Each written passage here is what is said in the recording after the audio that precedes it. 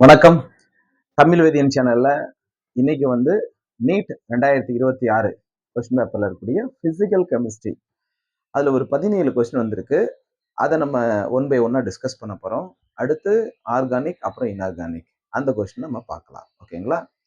Question number 12 இல்லையா, நிறைய model இருக்கு. அதுல 12th கொஸ்டின் நம்பர்ல 48 கொஸ்டினை நம்ம டிஸ்கஸ் பண்ண போறோம். கொஸ்டின் ரீட் பண்ணிடுறேன். In a qualitative analysis, bismuth 3 plus is detected by appearance of precipitate of bismuth oxyhydroxide. அது solid portionல கொடுத்திருக்காங்க. Calculate pH when the following equilibrium exists at 298 Kelvin. ஒரு ஈக்லிபிரியம் ரியாக்ஷன் கொடுத்திருக்காங்க. K வேல்யூ கொடுத்துட்டாங்க. அதாவது equilibrium கான்ஸ்டன்டான value கொடுத்திருக்காங்க. இப்போ இதை எப்படி நம்ம சால்வ் பண்ணலாம்? இப்போ இந்த ரியாக்ஷன் நம்ம ரீரைட் பண்ணிக்கலாம். இப்போ பிஸ்மத்தோடைய ஆக்சிஹைட்ராக்சிய அதை நம்ம ஈக்லிபிரியம் கண்டிஷனுக்கு நம்ம கொண்டு போறோம். இதுல அவங்க கொஸ்டின் ரைஸ் பண்ணிருக்கக்கூடியது பிஹெச் இல்லையா?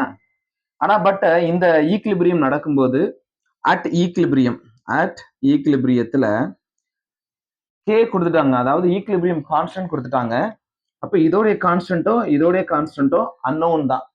ஒரு ஈக்லிபிரியத்துல அதோடைய கான்ஸ்டன்ட்டை நம்ம என்னவா இமேஜின் பண்ணிக்கிறோம் அப்படின்னா, இதோடைய கான்ஸ்டன்ட்டை இதோடைய வேல்யூவை எக்ஸ்ன்னு எடுத்துக்கிறோம். இதோட வேல்யூவை எக்ஸ் அப்படின்னு டினோட் பண்ணிக்கலாம். ஓகேங்களா?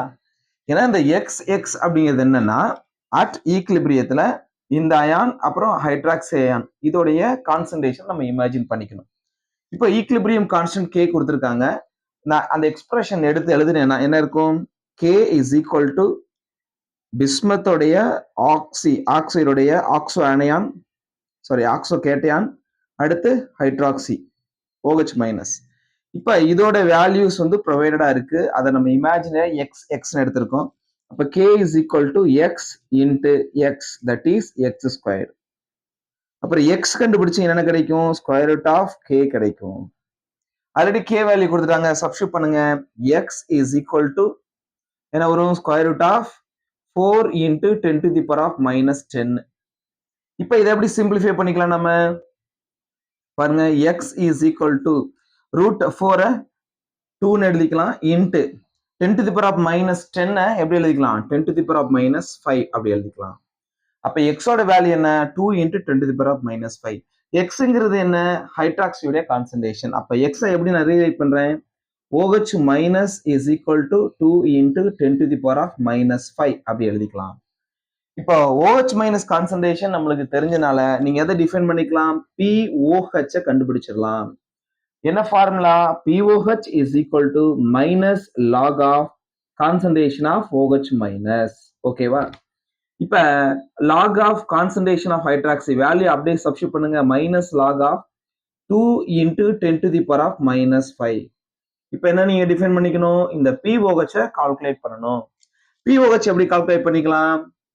POH இஸ் ஈக்குவல் டு இந்த மைனஸ் லாக் இதை அப்படி உள்ள நீங்க மல்டிபிள் பண்ணீங்கன்னா மைனஸ் லாக் 2 அடுத்து minus log of 10 to the power of minus 5. Log 2 value 0.3. இந்த 5 முன்னாடி வந்துச்சுன்னா மைனஸ் 5 முன்னாடி வந்துச்சுன்னா மைனஸ் இன்டு மைனஸ் பிளஸ், அப்போ 5 லாக் 10 வேல்யூ 1 அப்படியே விட்டுறலாம். இதை சிம்பிளிஃபை பண்ணீங்கன்னா 4.7 கிடைக்கும். ரைட்டா? அப்ப POH இஸ் ஈக்குவல் டு 4.7 வருது. நம்மளுக்கு என்ன வேணும்? அவங்க pH தான் கேட்டிருக்காங்க. அப்ப pH is equal to 14 minus POH formula நம்மளுக்கு தெரிஞ்சதுதான். அப்ப 14 மைனஸ் 4.7 கழிச்சு என்ன கிடைக்கும்? நம்மளுக்கு 9.3 கிடைக்கும். 9.3. So 9.3 is the answer. So third option is a correct one. Thank you.